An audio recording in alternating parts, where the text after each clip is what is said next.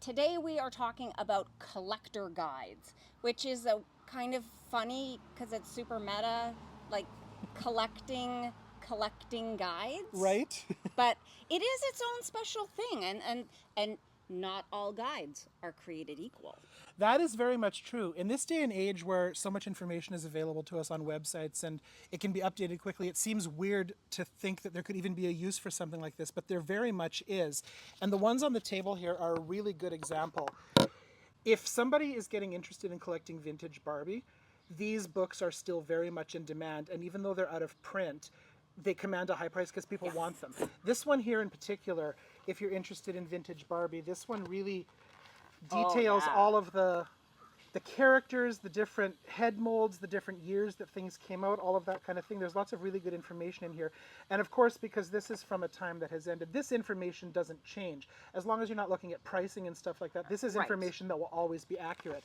And then the series that are sitting here in front of them, this covers pretty much all of the Barbie fashions from when it started in 1959 right through to 1977. Now, of course, it's impossible for something like that to be completely exhaustive, but this is as close as it gets, and these are wonderful books if you're interested in collecting Barbie or fashion dolls. Well, and I would think too that like for the collector who loves this stuff, that there's like no way that you can get your arms around all of it, right? Exactly. So this is a way that you can appreciate the art form with actually not having to own everything. Exactly, and that's actually why I own these three books here.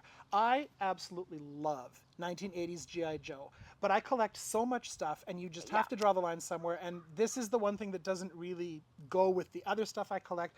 So I have contented myself with a really, really wonderful guide here, and if you look at this, you can see that it's laid out where it shows what each figure came with. There's descriptive information. It talks about all of the vehicles and everything in here. Here's a good example of that. And so this way, it's like I have a collection of G.I. Joe without having to figure out where they're going to go and how I'm going to pay for them.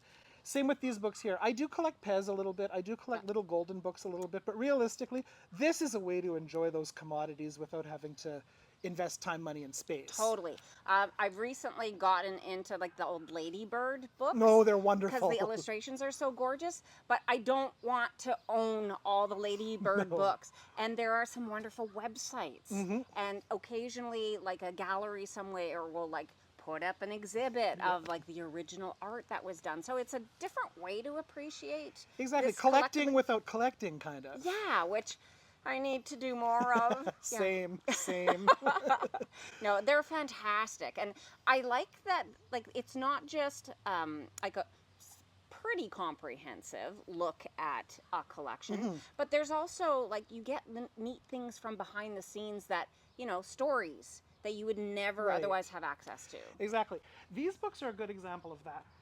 These are two books by an author named Summer Hayes, who's kind of one of the authorities when it came to My Little Pony. She also wrote a book about the Glow Friend collectibles that just came out recently, so that was a fun little thing I had to have. But what's nice about these books is she does very much what the author of the G.I. Joe book did, where there's what everything came with, right down to what color ribbon they came with. But there's lots of information in here about like the mail away offers and that kind of things. And she actually took this further. She actually carried this series of books forward through some of the other generations of My Little Pony. So this is a really great resource, both if you're just looking to enjoy them without collecting, or if you collect them. These are really, really brilliant resources. Yeah, I have occasionally come across collector books and flipped through things thinking like, oh, I know everything. Like, I have all that stuff. And then you're like, what? What is that? Like, you do get surprised. Exactly. Sometimes you do. Yeah, it's pretty great. And then sometimes, I'm sure, if you're an expert, you come across things and you're like, that is not exactly right. Well, at the risk of thinking highly of myself, there is an area where I am a subject matter expert. And unfortunately, this book falls a little bit short. This came out a very long time ago. Right off the bat, when you look at the cover, this doll is wearing the wrong outfit. This doll is pictured with the wrong pet. Now, I will give credit where credit is due. The author recognized that this could be done better, and she came out with 2 more books. Okay. This one in particular is not bad as a checklist for the toys, because Strawberry Shortcake is a very finite line, and it's easy to contain that amount of information in one place. But the one thing where I'm going to maybe say something not so popular here is collector guides don't tend to be cheap. No. These books can be very expensive. They're full of photos. There's a wonderful website called Strawberry Shortcake Collector that gives you all of this information plus a lot of the information about the non-toy merchandise for free. Right. And it being a website, it can be updated, it can be added to, it can be changed as often as you need to.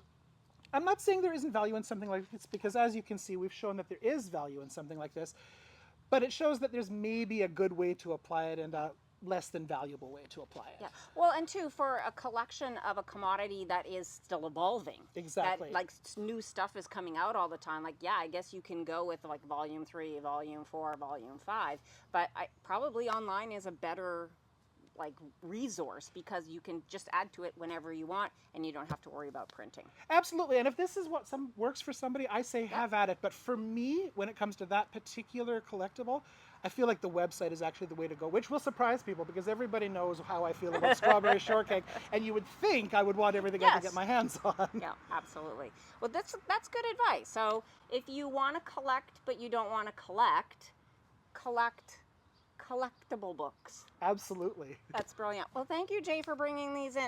I know you have way more in your collection, I do. But this is a very nice cross section and a good introduction. Thank you very much. Thank you.